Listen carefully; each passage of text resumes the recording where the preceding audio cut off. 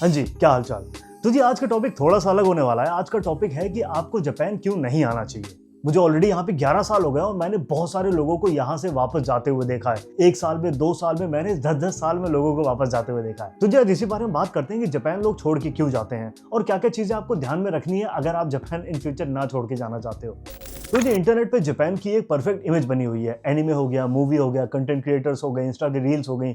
इन सब से ना एक इमेज बन गई है कि जापान कितना परफेक्ट है। यहाँ हर चौथा इन्फ्लुएंसर आके शिबुया की रेड लाइट पे भागते हुए रील बनाता है और दिखाता है यहाँ के गाँव कितने पीसफुल हैं। और सबकी बात छोड़ो, अगर मैं अपनी भी बात करूँ या मेरे जैसे और भी कंटेंट क्रिएटर्स की बात करूँ, हम लोग अपने परफेक्ट पॉलिश मोमेंट्स इंटरनेट पे डालते हैं। मतलब एक हफ्ते में से 15 से 20 मिनट की वीडियो वो होती है जो कि हमारी लाइफ की बिल्कुल परफेक्ट मोमेंट्स होते हैं विद म्यूजिक और स्लो मोशन। और ये देख के लोगों को लगता है कि उनकी लाइफ की सारी प्रॉब्लम जापान आके खत्म हो जाएंगी। फिर कुछ लोग जब यहाँ पे घूमने आते हैं उनको थोड़ा सा रियलिटी चेक मिलता है और आपको असली रियलिटी चेक तब मिलता है जब आप यहाँ पे काम करो या पढ़ने आओ। तो जिस वीडियो में मैं यही चीजें शेयर करूंगा कि अगर आप लोग जापान आते हो तो आपको क्या क्या चीजों के बारे में ध्यान रखना है, क्या चीज आप पहले ही जान लो ताकि आप यहाँ पर आओ फिर आपको दिक्कतें ना हो कि मैं क्यों यहाँ पे मूव हुआ। और इस वीडियो का आइडिया भी मुझे पता है कैसे आया। मैंने इंस्टाग्राम पे रील डाली थी कि मैंने घर खरीदा है, मैंने रेट ऑफ इंटरेस्ट बताया, अपने घर का प्राइस बताया। वो वीडियो देख के मुझे इतने सारे मैसेज आए कि हमें जापान बुला लो, मेरे पास पैसा पड़ा है बैंक में, मुझे भी घर खरीदना है, मैं यहाँ घर लेके सेटल हो जाऊंगा। मतलब लोगों को जब सब चीजें परफेक्ट दिखती है ना एक तरफ से, तो उनको लगता है कि अरे यहाँ जाके सेटल हो जाता हूँ, मतलब पैसे ही तो देने। तो मैंने सोचा इस बारे में वीडियो बनाते हैं कि जापान में रहने के ना बहुत सारे एस्पेक्ट्स होते हैं जो कि लोगों को नहीं पता है और उसके बारे में बात करी जानी चाहिए। तो जिस वीडियो में मोटे-मोटे मैं 10 पॉइंट्स के बारे में बात करूंगा जिससे लोगों को थोड़ा सा आइडिया लग जाए कि जापान की लाइफ जो स्क्रीन में दिखती है और स्क्रीन से बाहर आके रियलिटी चेक आपको मिलता है उसमें कितना डिफरेंस आता है। तो सबसे पहले यहाँ पे आता है लैंग्वेज बैरियर। तो लोगों को लगता है ना कि जापान में लोग इंग्लिश कम बोलते हैं और जापानीज बहुत ज्यादा बोलते हैं, लेकिन लोगों को ये समझ नहीं आता ये रेशियो कितना ब्रूटल है। तो अगर आप टोक्यो और ओसाका में रहते हो फिर तो आपको इतनी मेजर दिक्कत नहीं होगी क्योंकि लोग थोड़ी पॉपुलेशन जो है जो इंग्लिश बोलती है, जैसे आपको वार्ड ऑफिस हॉस्पिटल वगैरह आपको मिल जाएंगे इंग्लिश स्पीकिंग। लेकिन इसके अलावा अगर किसी और सिटी में गए तो आपको बहुत दिक्कत होगी वहां पे, मतलब इंग्लिश स्पीकर ढूंढने के लिए। और लोगों को लगता है कि इतनी क्या ही जैपनीज की जरूरत पड़ेगी। तो आपकी ना कम्युनिकेशन स्किल्स एक 2 साल के बच्चे के बराबर हो जाती हैं। आप बाहर जाओगे, आप खाना नहीं खा सकते, मतलब हर चीज़ ट्रांसलेट करनी पड़ेगी। आप हॉस्पिटल जाओगे, वहाँ पे अपनी बीमारी नहीं बता पाओगे। गूगल ट्रांसलेट से आप कितना ही करोगे लेकिन वही है कि वो मैच नहीं कर पाते। और कंट्री साइड एरिया में तो आप भूल ही जाओ कि आप कुछ कर पाओगे। लोग बस जैसे बोलते हैं ना हमारे अकाउंट में पैसा है, हमें जापान में घर खरीदना है, उनको आइडिया ही नहीं है यहाँ पे कितना पेपर वर्क होता है। ये थोड़ी सी लगती है फ्यूचरिस्टिक सोसाइटी, लेकिन यहाँ पे बहुत पेपर वर्क होता है। यहाँ पे अभी भी फैक्स यूज करते हैं और सारी चीज जैपनीज में होती है। और ऐसा भी नहीं है, जैपनीज लैंग्वेज बहुत आसान है सीखने के लिए। मतलब जिन लोगों ने स्कूल खोले हैं वो तो बोलेंगे कि ग्रामर स्ट्रक्चर बिल्कुल हिंदी जैसा है, लेकिन ऐसा बिल्कुल नहीं है। लर्निंग कर्व बहुत बड़ा है जैपनीज लैंग्वेज का। और इसी जैपनीज लैंग्वेज में ना बहुत सारे लेवल होते हैं, जैसे N1 N2 हो गया, N3 हो गया। तो जो कम्युनिकेशन वाली जॉब हो गई, फॉर एग्जांपल जैसे आपकी मैनेजमेंट हो गई, सेल्स हो गई, इसमें तो फिर भी N1 मांगते ही मांगते हैं। लेकिन अगर आपको नॉर्मल जॉब चाहिए ना जिसमें स्किल की जरूरत हो, फॉर एग्जांपल जैसे मेरी आर्ट्स की फील्ड हो गई या फिर कोई इंजीनियर हो गया, उसको भी कम से कम N3 तो चाहिए ही होती है। वो इनका एंट्री है कि आपको इसके बाद आप जॉब लेने के लिए एलिजिबल हो। और इंटरनेट पे ये भी हल्ला मचा हुआ है कि बस जापानीज सीख लो और जापान आ जाओ आपको जॉब मिल जाएगी। तो ऐसा भी बिल्कुल भी नहीं है। आप अगर सिर्फ लैंग्वेज सीख के आ रहे हो ना तो आप उस पर्सपेक्टिव से देखो कि यहाँ हर एक जापानी लैंग्वेज बोलता है। मतलब एक 10 साल का बच्चा भी आपके बराबर लैंग्वेज बोल रहा होगा।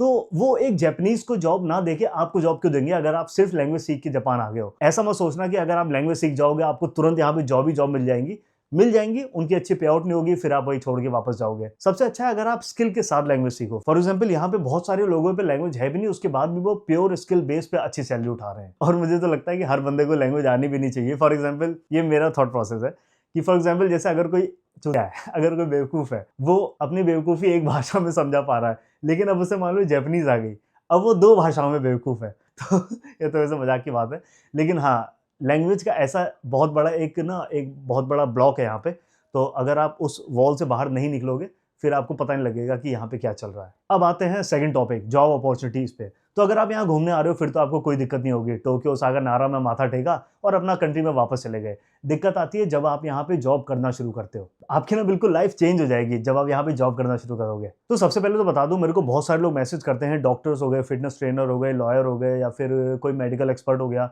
वो सब लोग जब मैसेज करते हैं कि हम यहाँ पे आना चाहते हैं और हम उसका वो बता दो किस तरह से आए, यहाँ पे जॉब अवेलेबल है कि नहीं। तो ये सारे जो सेक्टर्स है ना, इनके अलावा भी बहुत सारे सेक्टर्स हो गए। ये क्या है कि ये वो सारी डिग्रीज जापान में वैलिड ही नहीं है। फॉर एग्जाम्पल अगर आपको यहाँ पे मेडिकल में जॉब करनी है, आपको डॉक्टर बनना है, तो आपको यही पढ़ाई करनी पड़ेगी। आपको लॉयर बनना है तो आपको यहाँ के लॉ पढ़ने पड़ेंगे, वो सारे जापानीज में। और अगर आपको जैसे हेल्थ या जिम या न्यूट्रिशन में जाना है, उसके बाद आपको वो सारी चीज़ें यहाँ पढ़ाई करनी पड़ेगी और उसके बाद फिर यहाँ पे जॉब कर सकते हो। ऐसा नहीं है कि आप इंडिया से वो सारे कोर्स करके आ गए और फिर यहाँ पे जॉब आप ढूँढने लगे, क्योंकि वो सारी डिग्रीज़, वो सारी चीज़ें यहाँ पे वैलिड ही नहीं है। और आप अगर यहाँ पे आ गए और आपको जॉब ढूँढनी है, अगर आप बिना रिसर्च करके आए हो तो हो सकता है आपकी ब्लैक कंपनी में जॉब लग जाए। फिर वही झंझट होंगे कि आपको लंबी छुट्टियाँ नहीं मिलेंगी, आपके ऑफ़िस आवर्स एकदम पैक्ड होंगे, आपका आना, जैसे मेरी कंपनी में फ्री टाइमिंग है, मैं कभी भी आ सकता हूँ, कभी भी जा सकता हूँ, वर्क फ्रॉम होम भी मिलता है हमें। लेकिन ब्लैक कंपनीज़ में अगर फँस गए तो उसमें फिर वो होता है कि जैसे आपका आना-जाना एकदम लॉक टाइम हो गई। आपकी कंपनी का अगर साचो अपनी सीट से नहीं उठाए तो आप भी नहीं उठ सकते। अगर आपका 9 बजे ऑफ़िस का टाइम है तो आपको साढ़े 8 बजे जाना पड़ेगा। और एक बार तो क्या हुआ था कि मेरा दोस्त था, उसके साथ क्या हुआ था कि उसको ऑफ़िस का टॉयलेट साफ़ करना था और उसको इस कल्चर के बारे में बिल्कुल नहीं पता था। वो इंडिया से आया, यहाँ पे उसने देखा कि उसको टॉयलेट साफ़ करना है, तो उसका वो थोड़ा-सा वो हो गया कि मैं यहाँ पे टॉयलेट साफ़ करने तो आया नहीं हूँ, जबकि वो नॉर्मल है, वो हर कोई सीनियर, जूनियर सब करते हैं। लेकिन वही है, जब आप ये सारी चीज़ें बिना ढूँढे, बिना कुछ सर्च किए यहाँ पे आते हो, फिर आपको थोड़ा-सा वो लगता है कि यहाँ पे जॉब करना तो बिल्कुल ही अलग पैरेलल वर्ल्ड है यहाँ पे जॉब का। सैलरी हाइक्स भी बहुत ज़्यादा नहीं होती है और आप इतनी फ्रीक्वेंटली जॉब भी नहीं चेंज कर सकते कि आप तक हाइक करते चले जाओ। और बहुत सारी कंपनीज़ में आपको जैसे सूट पहन के जाना पड़ेगा, आप दाढ़ी नहीं रख सकते। मेरी कंपनी चिल है, मतलब आर्ट्स की फील्ड में हूँ, वीडियो गेम में, तो यहाँ पे दाढ़ी-वाढ़ी, बाल कलर करा लो, कच्चे बनियान में लोग चले जाते हैं। मैं ही नहीं, फॉरेनर्स ही नहीं, जापानीज़ भी जाते हैं, तो मेरे को तो इतनी लिमिटेशन नहीं है, लेकिन हर कंपनी के हिसाब से लोगों की पूरी ना लाइफ़स्टाइल चेंज हो जाती है। फिर उनको वही लगता है कि थोड़ी घुटन सी लगती है जापान में जॉब करना। और एक चीज़ और होती है कि अगर आप यहाँ पे जॉब कर रहे हो, आप सिंगल हो, आपको इतनी मेजर दिक्कत नहीं होगी, आप अकेले हो और आपको जापान पसंद है, तो आप यहाँ आ गए। मान लो आपकी शादी होती है इंडिया में और आप इंडिया से अपनी वाइफ़ को यहाँ पे लाते हो। क्या पता उसको जापान ना समझ में आए, उसको लैंग्वेज भी नहीं आती होगी और आस-पास के पड़ोसी से उसकी बातचीत भी नहीं होगी, और फिर आपके मान लो अगर बच्चे हो गए और फिर बच्चे हो गए, फिर आपने उसको जापानीज़ स्कूल में भेजा, फिर आपके पास ना एक ऑप्शन खत्म हो जाता है कि आप जापान छोड़ के किसी और देश में जाओ। क्योंकि वही है, उसकी इंग्लिश इतनी अच्छी होगी नहीं और वो बाकी कंट्री में मूव हो नहीं पाएगा, इंडिया जाना उसको थोड़ा-सा मुश्किल पड़ेगा, क्योंकि यहाँ से तो वो language environment, Japanese language environment, Japanese मतलब सोशल बिहेवियर सब कुछ यहाँ का लेके जाएगा, फिर और किसी देश में रहना थोड़ा मुश्किल हो जाता है। तो सिंगल्स लोग तो थोड़ा-सा चिल कर लेंगे यहाँ पे, लेकिन एक फैमिली के लिए थोड़ा-सा मुश्किल हो जाता है कि यहाँ जॉब करने के बाद वो किसी और कंट्री में ट्रांसफ़र हो। अब आते हैं अगले टॉपिक पे, होम सिकनेस और लोनलीनेस। तो ये 2 टॉपिक ऐसे हैं कि अगर आप अपना इंडिया में स्टेट छोड़ के भी जाते हो, तो भी आपको होम सिकनेस वगैरह फ़ील होगी, लोनलीनेस फ़ील होगी। अगर आप दिल्ली से बहुत एक्सट्रीम साउथ इंडिया चले गए, तो भी आप घर को मिस करोगे ही। लेकिन जापान में थोड़ा-सा ये एक्सट्रीम हो जाता है। रीज़न रीज़न क्या है कि यहाँ पे ना वैसे ही इंडियंस कम हैं, तो यहाँ पे ना फेस्टिवल्स होते हैं, ना बहुत बड़ी कम्युनिटी है। अगर आप ओसाका, टोक्यो में नहीं रह रहे हो, फिर तो आप भूल ही जाओ कि आप कोई त्योहार मना सकते हो, दिवाली, होली, ईद। आपको मंडे की तरह होंगे और मंडे की तरह ही निकल जाएँगे, आपको पता भी नहीं लगेगा कि ओह! आज होली थी, ओह! यार आज दिवाली थी। बिल्कुल पता नहीं लगेगा आपको। और बाकी उनको दिक्कत होगी जो मम्माज़ बॉय और पापा की परियाँ हैं, जिन्होंने घर-वर के काम बिल्कुल नहीं कर रखे, उनको तो बहुत दिक्कत होने वाली है। छोटे-छोटे काम आपको ना खुद से करने पड़ते हैं। अब अगला आता है फूड चॉइसेस। तो लोग मुझसे पूछते हैं ना, वेजिटेरियन लोग जापान में क्या खाते हैं? तो मेरा आंसर होता है वो गाली खाते हैं। क्योंकि यार अगर आप यहाँ पे घूम रहे हो या फिर आप रह भी रहे हो, तो भी आपको इतने ज़्यादा खाने के ऑप्शन नहीं मिलते हैं। हाँ, इंस्टाग्राम के रील पे आपको मिल जाएँगे top 10 vegan cafes, top 10 vegetarian restaurants, लेकिन आप कितना खा लोगे उनको? अगर आप 10-15 दिन के लिए आए हो घूमने, फिर तो कोई दिक्कत नहीं है, 10 दिन आपने अलग-अलग खाना खा लिया, ओसाका, टोक्यो में तो मिल ही जाता है, उसके अलावा जापान कोई घूमता है नहीं, तो आपको कोई दिक्कत नहीं होगी। अगर आप कंट्री साइड चले गए तो आपको तो खाने को मिलेगा ही नहीं वेजिटेरियन। और दूसरा, अगर आप यहाँ पे रह रहे हो, तो 1500 का बेंतो भाई आप रोज़ नहीं खा सकते। और यहाँ पे अगर आप इंडियन रेस्टोरेंट में खाने का सोच रहे हो, तो ये आइडिया भी दिमाग से ड्रॉप कर दो, क्योंकि 4-5 इंडियन रेस्टोरेंट के अलावा ना बहुत ज़्यादा अच्छे रेस्टोरेंट है नहीं।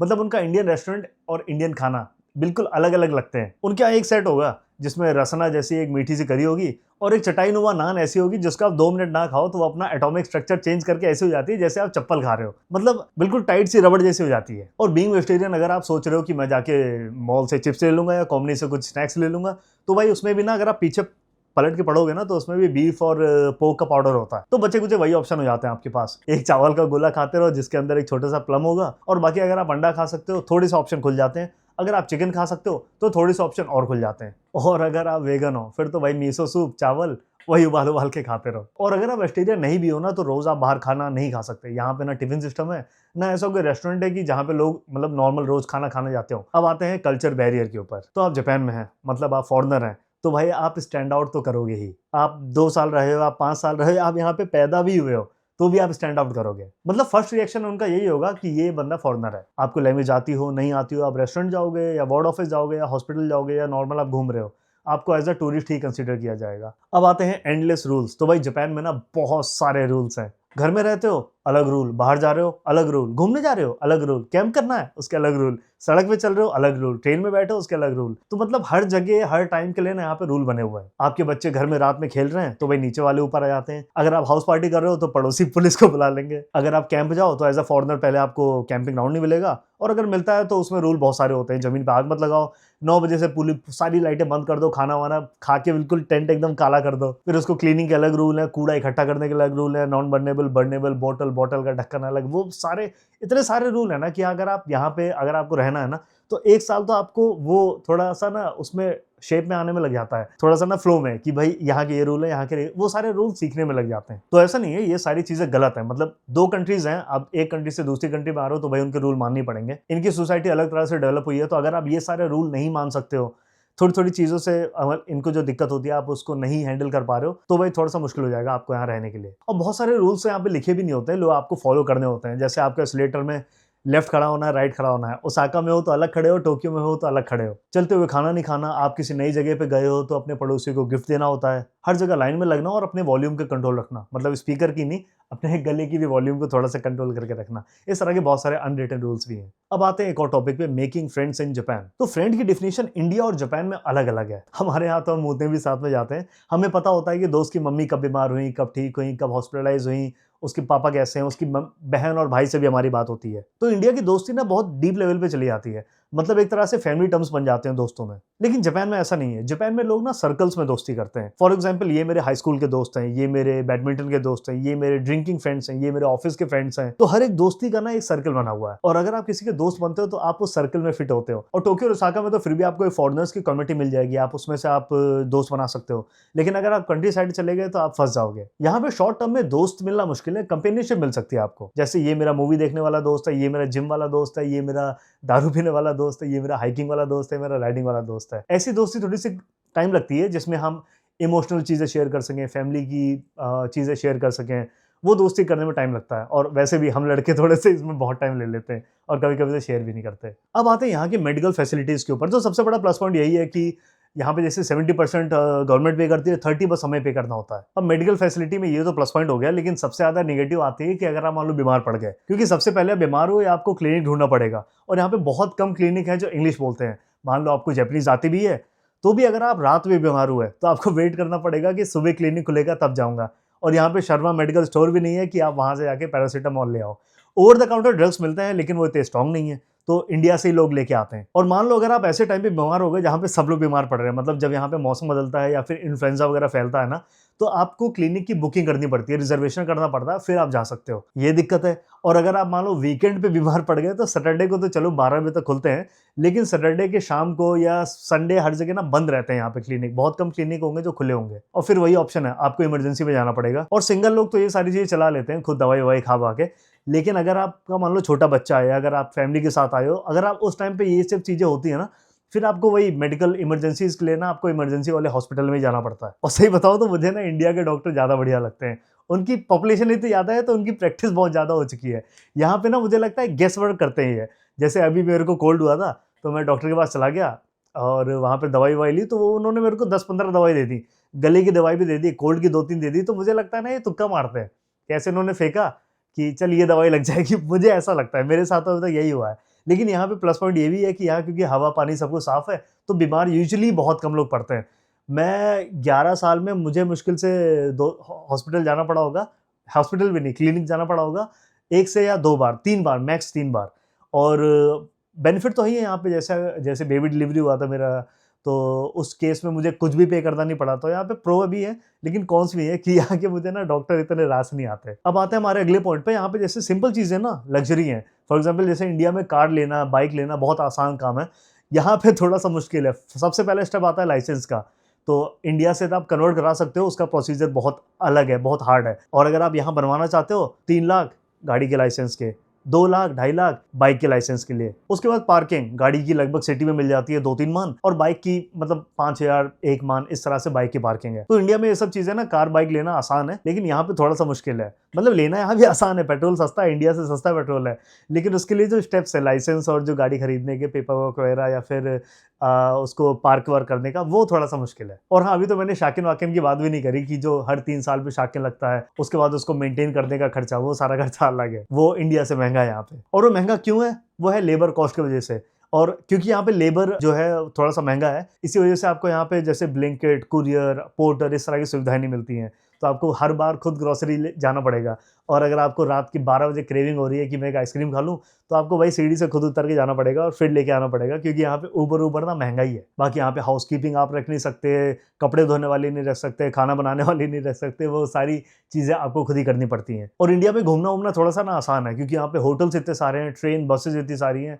यहाँ पे अगर आपको घूमने जाना है, और अगर आप पीक सीजन में आपने गलती कर दी है घूमने की, तो आपको 2-3 महीने पहले बसेस बुक करनी पड़ेंगी, ट्रेन्स बुक करनी पड़ेंगी। शिनकानसेन वगैरह की भी बुकिंग होती है, लेकिन वो इतनी ज़्यादा नहीं होती हैं, लेकिन आपको बसेस वगैरह खुद ही बुक करनी पड़ेंगी पहले ही, क्योंकि वो सब पैक हो जाती हैं। आप अगर 1 महीना भी लेट हो गए, तो आपको सारे होटल्स बुक मिलेंगे और सारे महंगी जगह मिलेंगे। कैंपिंग ग्राउंड अगर आपको लेनी है, तो सारे, अगर फ्री कैंपिंग ग्राउंड, तो सारे बुक हो जाते हैं।